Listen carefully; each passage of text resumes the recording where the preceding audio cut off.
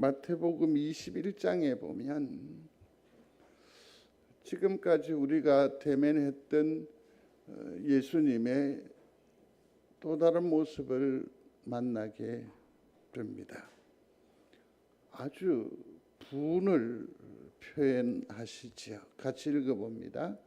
그들에게 이르되 기록된 바 내 집은 기도하는 집이라 일컬음을 받으리라 하였거늘 너희는 강도의 소굴로 만드는도다 하시니라. 아멘. 그냥 작은 얘기하셨겠습니까? 기록되었으되 내 집은 기도하는 집이라 일컬음을 받아야 할 건데 너희들은 강도의 소굴로 만들어버렸다. 질책하시는 겁니다. 질책하시는 겁니다. 성전을 정화하시는 겁니다. 청소하신다라는 것 아닙니까? 그러면 하나님의 처소인 성전을 청소한다라는 것은 성전이 오염되었다, 잘못되었다, 거룩해야 될 예루살렘 성전이 성전 안의 장사꾼들에 의해서 오염이 되어버렸습니다. 시장터가 되어버렸습니다. 그래서 주님께서 그 좌판을 둘러 엎으시고서는 말씀하시는 겁니다. 너희는 강도의 소굴로 만들었도다. 그 시대나 이 시대에 생활을 위해서 소소한 도둑들을 좀도둑이라고 했습니다. 그러나 여기는 강도라고 하지 않았습니까? 사실은 강도들의 비겁함은 어디에 있느냐 하면 혼자서 저지르지 않는다라는 겁니다. 떼거지로 몰려다니면서 그냥 다수의 폭력, 그래서 여기 강도의 소굴이라고 성경은 말하고 있습니다. 그런데 왜 하나님의 성전이 거룩해야 하고 하나님의 영광을 오롯이 만나는 곳이 되어야 하는데 이처럼 강도의 소굴이 되었겠느냐? 도대체 그 매력적인 것이 무엇이 있었길래 하나님의 전이 기도의 곳이 되지 아니하고 그곳에 강도들이 들끓게 되었느냐? 생각해 보셨습니까?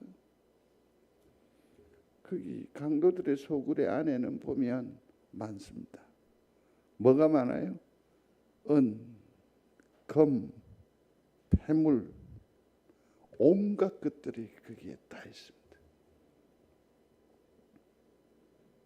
강도들은 남의 것을 강탈합니다. 심지어 사람을 죽여서까지 협박하고 훔쳐서 그것들로 채워둔 곳이 뭐라고요? 소굴이라고요. 소굴이라고요. 근데 그들의 동기도 또 분명합니다. 내가 이러지 않으면 먹고 살 수 없어서 어쩔 수 없는 생존의 게임을 하는 게 아닙니다. 이 사람들은 뭡니까? 좀 더 쉬운 방법으로 더 나아가서 더 잘 살고 더 누리려고 하는 겁니다.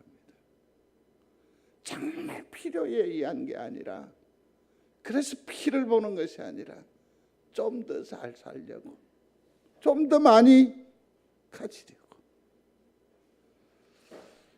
오늘날 교회 안에서도 이와 같은 정신이 유유히 흘러가고 있다라는 것 아닙니까? 상대적으로 우리가 상당히 가난하다라는 생각을 할 수 있습니다. 너무 심각하게 받지 마시고 저를 한번 보십시오. 송정제일교회가 자랑스럽습니까? 자부심을 갖게 합니까? 이게 쉽게 동의하기 어려운 게 뭐냐면 여기에 담긴 것이 너무 없어서 그래요. 사람이 없고요, 프로그램도 없고요, 금도 없고요, 은도 없고요. 교회 뭐 살림이 이루어 나가는데 마이너스이고요, 사람들은 빠져나가고요. 교회가 아무것도 없어. 텅 비어. 그래서 교회에 대한 자부심을 가지질 못해. 지난 시간에 살폈죠. 금은이 가득한 그곳에는 강도들이 설치지만 아무것도 없는 빈들에는 하나님의 음성이 깃들여지는 놀라운 사실을 기억하시기를 바랍니다. 여기가 외로워요. 쓸렁해요. 우와, 아무도 없네. 그러나 여기에는 하나님의 음성이, 하나님의 존재가, 임재가 확연한 곳임을 믿는 여러분들이 되시기를 바랍니다. 오늘 여기에서는 단순히 둘러엎은 그런 모습으로 나타나지만 요한복음 2장에도 보면 성전 청결 사건이 똑같이 기록되고 있습니다. 지금 마태복음 21장은 예수님께서 십자가로 나아가기 닷새 전의 일이고, 요한복음 2장에서는 가나의 혼인잔치 이후에 처음으로 이제 성전으로 들어가셔서 청결 사건을 이루어 가시는 거죠. 그러니까 예수님의 공생애에 있어서 처음과 마지막은 성전을 청결하게 하는, 맨 처음부터 맨 마지막까지 성전에 담아두고 싶은 일률적인 메시지가 있습니다. 그건 뭐냐면 거룩입니다. 소리하십시오. 거룩. 거룩입니다. 우리가 기도가 일상화되어 있습니다. 우리의 기도가 일상화되어져 있습니다.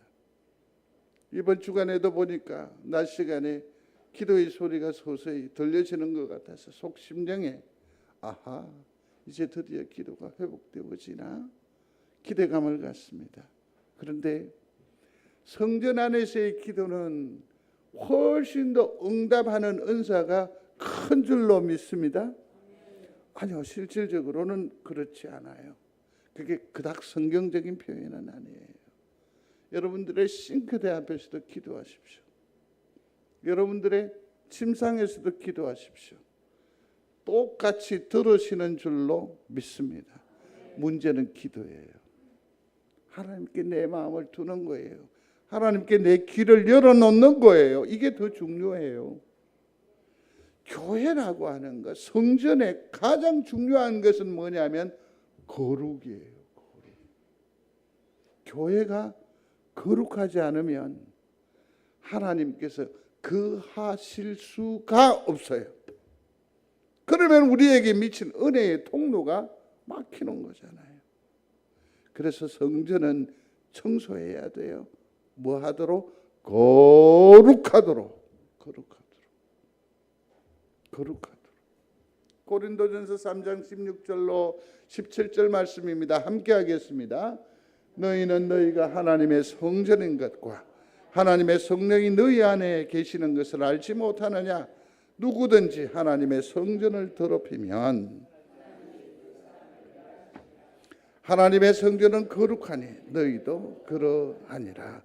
아멘. 아멘. 더 이상 하나님은, 더 이상 예수님은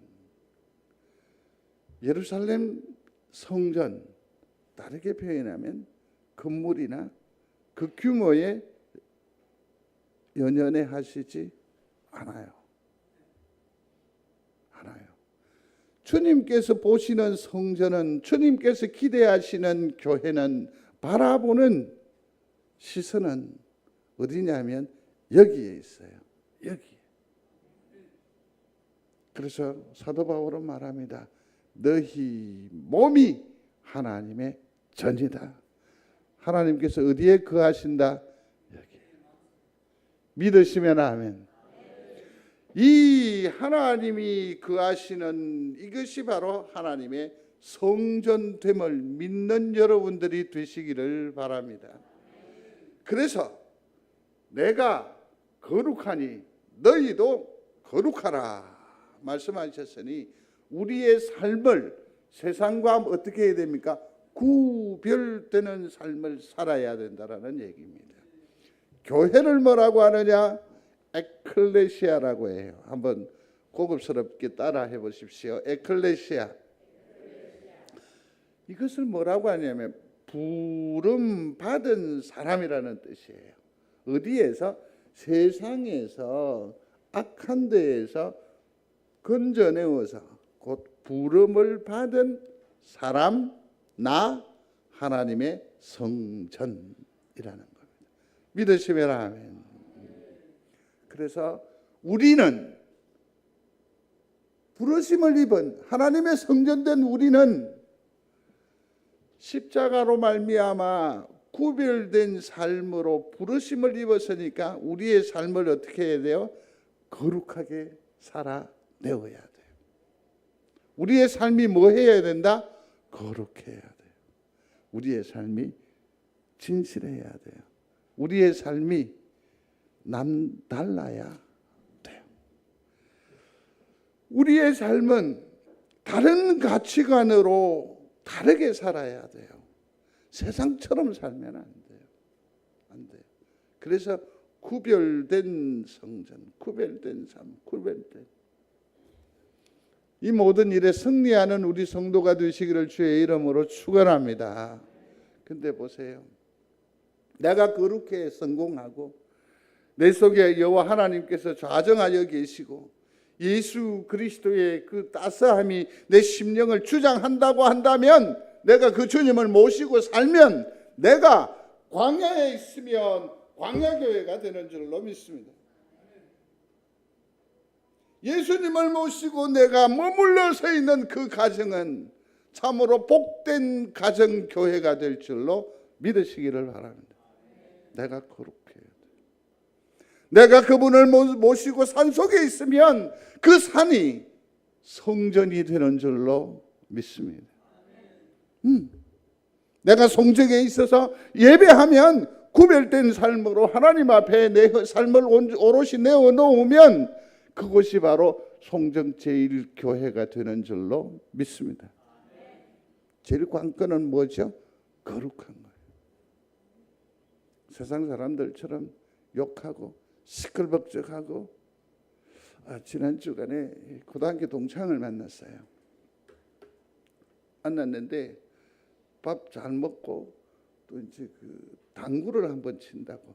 한 목사는 당구는 할 줄 아느냐고. 아시죠? 제가 못하는 게 있습니까? 그런데 야들하고 이렇게 지내보니까 참 너무너무 좋아요. 좋은데 그 환경 자체가 조금 마음이 불편해요. 그래서 집에 왔더니 사모가 아니 모처럼 고등학교 친구 만났는데 뭐 그리 일찍 왔냐고. 재미없다고. 그래서 시정을 시켰죠. 아니 거룩한 거야. 구별된 거죠. 구별된 거죠. 그들의 삶을 이렇게 나누는 중에 이제 현장에서 많이 물러나 있습니다. 뭐 하고 지내나 그러니까 뭐 스크린 골프 하러 간다고 그러면서 고작 그 얘기 내용을 들어보니까 그렇더라고요. 어디는 가면 16,000원이고 10,000원이고 아니다. 그 모퉁이만 들면 9,000원 한다. 이것 가지고 싸우고 있더라고요. 얘들 사이즈가 이런 사이즈가 아니었는데 그새 그냥 그렇게 바뀌어 버렸더라고요. 그러면서 한마디 했습니다. 너네들은 쉴만한 충분한 자격이 있는 사람들이야. 그러나 이제는 좀 더 유의미한 생으로 전환을 한번 시도해 보지. 그건 도전일 건데 다른 사람을 위한 삶을 한번 계획해 볼래? 이 말이 어렵대요. 어렵대요. 그래서 결국 한 명도 설득을 못 시키고 돌아왔는데 아마 조만간에 또 다른 어떤 상담이 가능하리라 하는 그런 기대감이 있는 한 얼굴이 자꾸 떠올려지고 있습니다. 우리는 세상과 다릅니다. 뭔가 달라도 달라야 합니다. 우리 여기에 하나님이 계시기 때문에. 이곳이 바로 뭡니까? 성전됨이기 때문에 그러하다라는 것입니다. 그렇습니다. 사랑하는 성도 여러분, 하나님의 성전으로 그 삶을 온전히 이루어 사심으로 날마다 하나님의 영광을 보는 은혜가 있게 되기를 주의 이름으로 축원합니다. 하나님의 영광을 보는 거지. 근데 디모데후서 3장 1절로 5절의 말씀인데 너무 적은가요? 한번 읽어보겠습니다. 너는 이것을 알라. 말세에 고통하는 때가 돈을 사랑하며 교만하며 비방하며 부모를 거역하며 감사하지 아니하며 거룩하지 아니하며 무정하며 원통함을 풀지 아니하며 모함하며 절제하지 못하며 사나우며 선한 것을 좋아하지 아니하며 배신하며 조급하며 자만하며 쾌락을 사랑하기를 하나님 사랑하는 것보다 더하며 경건의 모양은 있으나 경건의 능력은 부인하니 이 같은 자들에게서 네가 돌아서라. 아멘. 누구를 얘기하는지, 어느 교회를 얘기하는지 아시겠습니까? 나와 우리를 향해서 하는 말입니다. 놀랍게도 하나님을 모시고 사는 성도라고 지칭을 받으면서 또 나름의 직분자로 이 땅의 삶을 살아가는데 여전히 우리는 자기 자신을 사랑하는 거죠. 우리의 판단과 기준이, 결정의 기준이 뭡니까? 돈. 결국은 돈이죠. 교만합니다. 비방합니다. 부모를 거역합니다. 감사하지 아니합니다. 거룩하지 아니합니다. 무정합니다. 원통함을 풀지 아니합니다. 이게 오늘날 우리의 실상이 아닌가요? 사랑하는 성도 여러분, 우리가 주님의 성전임을 믿으시면 아멘. 강도의 소굴입니까? 주님의 성전은 안녕하십니까? 쾌락 사랑하기를 하나님 사랑하는 것보다 더한다고 했습니다. 경건의 모양은 있으나 경건의 능력은 부인하는 성전 아닌가요?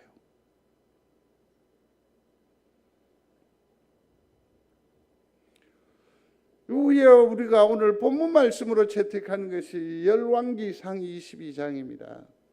이 말씀을 조금 있다가 묵상하겠습니다만 묵상하면서 저 자신이 너무너무 비참함을 느꼈습니다.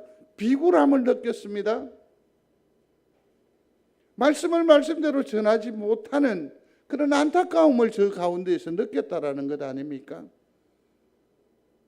그래서 말씀을 말씀대로 이제 전하려고요. 드러내려고요. 사랑하는 성도 여러분, 하나님의 성전된 여러분들의 심사는 안녕하십니까?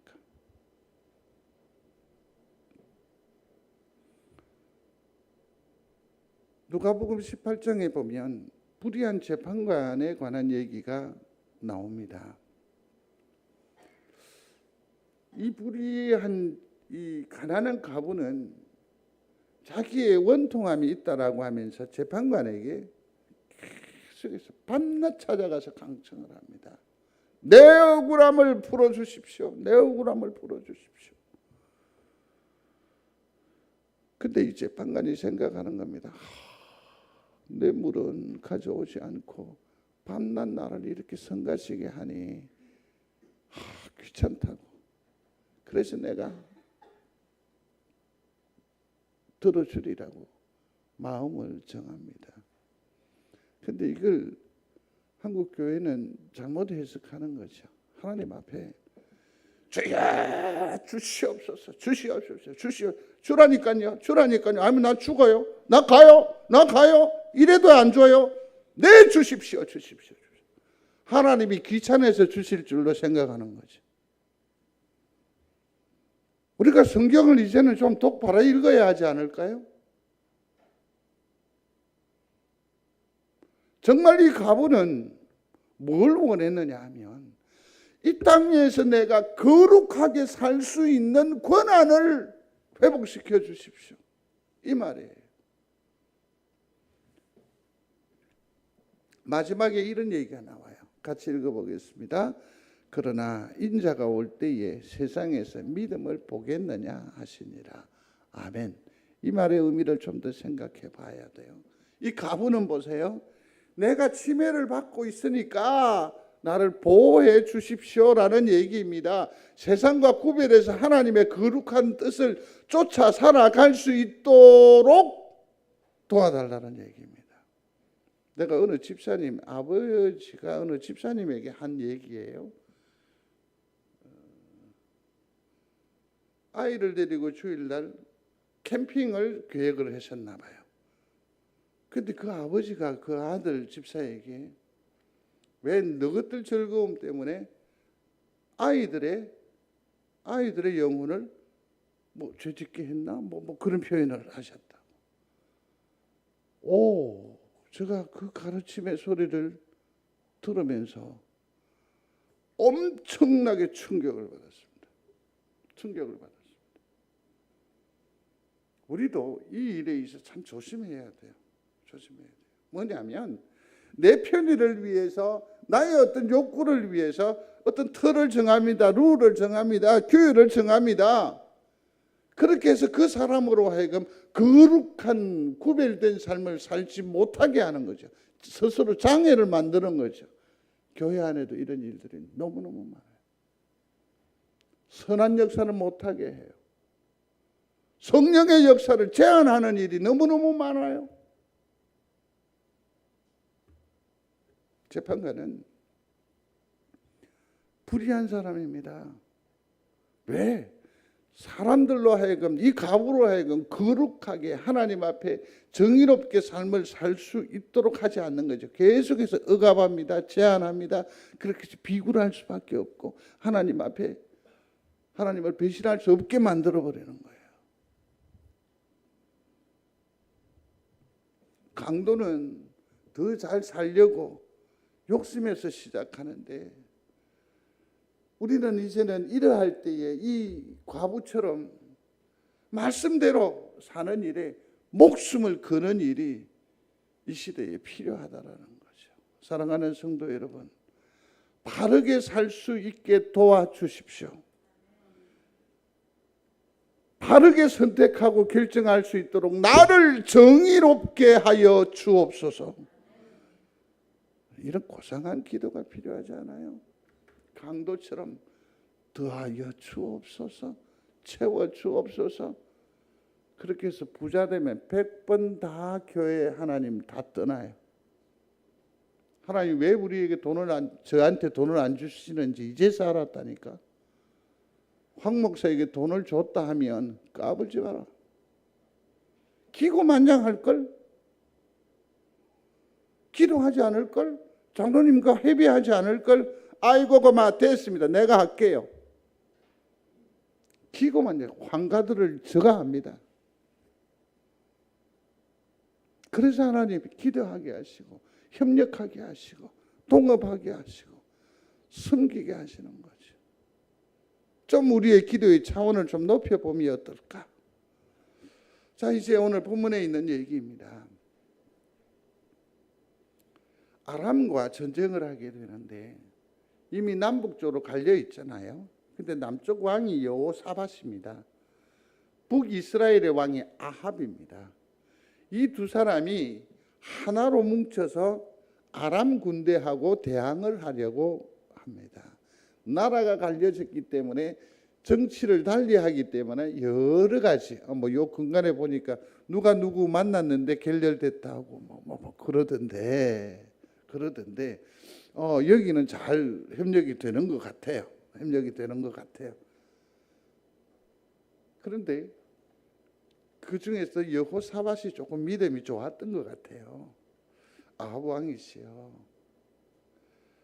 그래도 우리가 이렇게 선한 마음으로 마음을 모두는 것은 참 좋은데 하나님께 한번 여쭤보심이 어떠실지요. 그래서 아합이 이스라엘에 있는 모든 선지자들을 다 불러 모읍니다. 그게 400명입니다. 몇 명요? 400명. 그 중에 대표격인 사람이 시드기야입니다. 시드기야. 한번 소리하십시오. 시드기야. 왕이시오. 왕이시오. 내가 하나님께 뜻을 물었더니 왕은 연전영선 반필성하시는 줄로 아시오니 지금 나아가서 전쟁을 수행하심이 옳은 줄로 아뢰오. 멋지잖아요. 주의 사람 400명이 와서 뭐라고 해요? 올라가라고. 이기라. 이긴다. 근데 이 여호사밧이 들으니까 이 400명의 선지자들이 보니까 얼굴이 뺀질뺀질하고 기름기가 쫙잘 흐르고 그야말로 뭡니까? 달군 사람이에요. 마음이 기쁨이 없어요. 이긴다 하는데도 기쁨이 없는 거죠. 그래서 왕을 다시 설득합니다. 왕이시여, 이스라엘에는 이들 외에 다른 선지자가 없습니까? 미가야라고 하는 선지자 한 놈이 있는데 있긴 있는데 가는 뭐 내 듣기 좋은 소리를 도시 안에서 빼버렸습니다.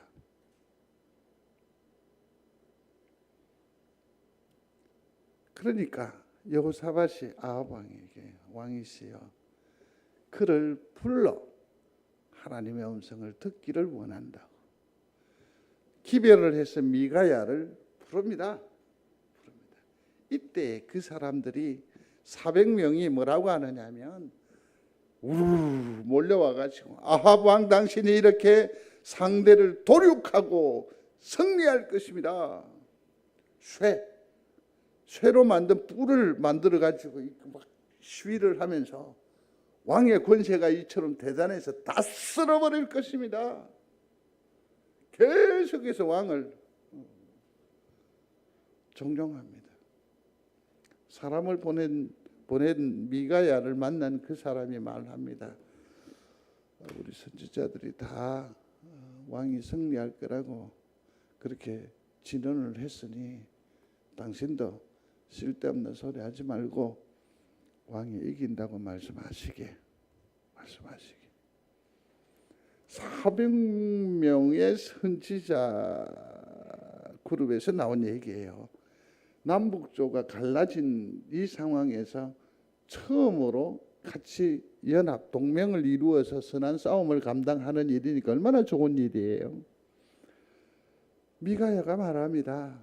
나는 하나님께서 내게 주신 말씀만 전하겠습니다. 말씀만 전하겠습니다. 그러고서는 마침내 왕 앞에 서게 됩니다. 하나님께서 내게 말씀을 주셨는데 왕은 이 전쟁에서 실패합니다.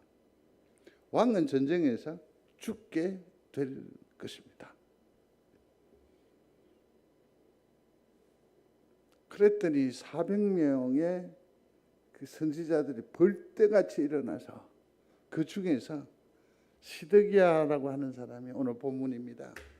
미가의 뺨을 탁 치면서 하나님의 영이 여기 계시거늘 여기에서 나간 적이 없거늘 네가 무슨 영으로 하나님의 영이라고 그따위 말을 하느냐고. 마음이 불편한 아합 왕이 어떻게 말합니까? 저놈을 유배를 시켜버립니다. 그리고서는 뭡니까? 내가 돌아올 때까지 밥과 물을 죽지 않을 만큼만 주라는 겁니다. 갔다 와서 너 목 따겠다는 얘기겠죠. 그때 미가야가 말합니다. 그 시드기야에게는 이렇게 얘기합니다. 두고 봐라. 하나님께서 말씀하시지 아니하였느냐. 나중에 네가 왕이 전쟁에서 죽고 하나님의 역사가 이루어지면 네가 한 말에 대해서 부끄러워서 자기 골방에 들어가 숨을 때가 있을 기다. 그때야 비로소 하나님의 영이 나에게 임하여 말씀하셨다는 것을 알게 될 것이다.